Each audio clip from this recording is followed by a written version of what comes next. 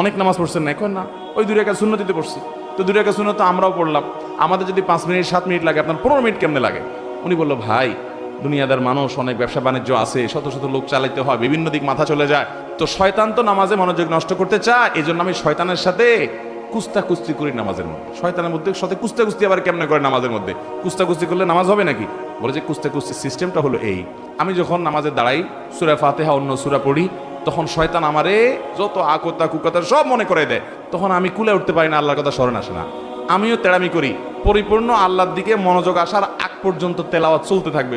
উনি বলে যে আমি যখন এভাবে সূরা বাড়াইতে থাকি যে ডিউরেশন বাড়াইতে থাকি, তখন এবার দেখা যায় ইবলিসে আমার মনরে এদিক এদিক নেওয়া ছেড়ে দেয়, দিয়া বলে যে তো লস প্রজেক্টের পিছনে মেহনত করলে তো সূরা আরো বেশি বেশি পড়ে সব বেশি বাড়াই ফেলবে, এর মনোযোগ তাড়াতাড়ি নামাজের দিকে দিয়ে দেয় যাতে তাড়াতাড়ি রুকুতে যায়।